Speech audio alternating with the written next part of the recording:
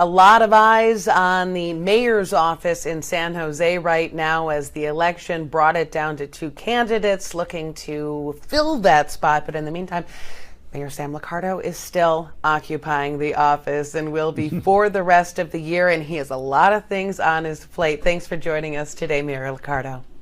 Always great to be with you. Now tell us about your thoughts on the election. I know you don't want to endorse anybody per se, but what do you think as far as things going forward? What should voters look out for? Yeah, I think this is going to be a runoff with very contrasting views on the future of the city. I think the fact that Matt Mahan and Cindy Chavez are the two candidates is probably no great surprise to anyone.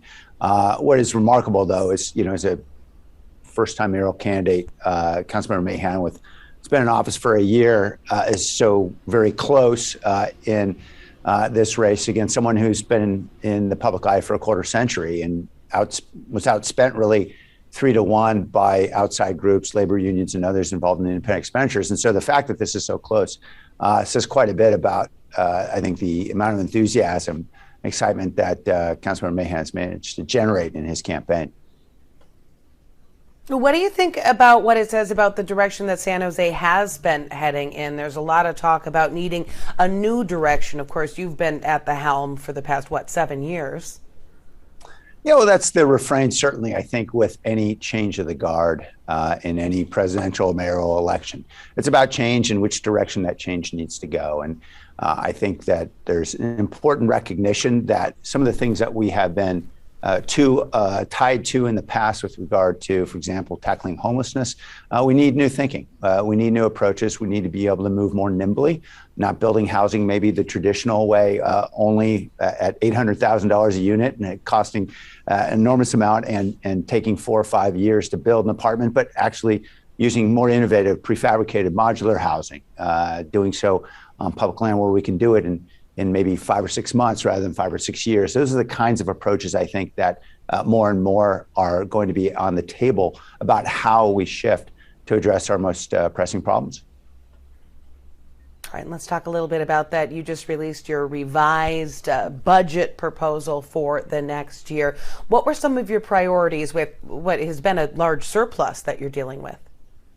Well, not a large surplus, but I think the great news is for the first time in 20 years, we can say the budget office projections are for a balanced budget for the next 5 years, assuming all things hold. Of course, they never do. But this is the first time we've really been able to look at budgetary stability. And that's because for the first time in 2 decades, we're seeing retirement costs drop. All those battles over pension reforms a decade ago that I know filled all the news that everyone's forgotten about since.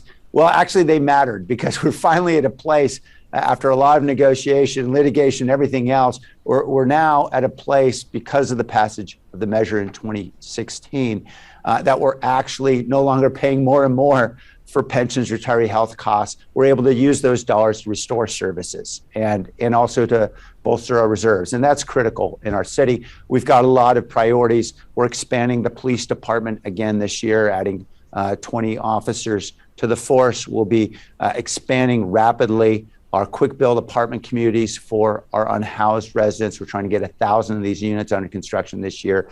A lot of those kinds of initiatives addressing blight in our city. We're going to be employing more than 150 unhoused residents, cleaning the city, getting job training and housing while they're helping to clean our city. Those are the initiatives that we're really focused on. Okay, yeah, let's talk a little bit more about the plan for the unhoused people that have been living in Guadalupe River Park. That has been an ongoing issue. Of course, it's right by the airport, which poses any number of challenges. What is the plan for them specifically in this budget? Yeah, we have been doing all we can to try to get the residents housed, and it's a giant challenge that we really have to solve alone as a city going forward because of constraints and how the other agencies are aligned on this. So we put more money in the budget so we could get folks into motel rooms and ultimately into some of the quick build apartment communities that we're building now, some of which are under construction. We believe we have about 150 more individuals that we need to get housed in the Guadalupe River Park in that approach area. We've housed a little more than 100, and we're going to keep working hard with nonprofit partners to make that happen. Okay. And foot patrols, that was one of the other big budget items that you were looking at, trying to expand that. And you also already mentioned adding to the police force in San Jose. A lot of this is about making people feel safe. Yes, certainly feel safer, but also be safer. It's critical that we have physical presence of officers on foot. And also it helps to build relationships in the community. People want to get to know their officers. Officers want to know who the business owners are, who the parents are of the local school, the teachers. Those kinds of relationships are really important. And so having officers out of the cars onto the sidewalk makes all the difference. And for the first time in a couple decades, we'll have the dollars now to be able to assign foot patrol teams in every division. That's going to be really important, particularly here in downtown. Now, going forward, what is the timeline here for your budget proposal? It's going to have to be passed by the City Council, and the City Council dealing with a lot of rifts right now since several of the members were running for your job. Yeah, that's what I hear.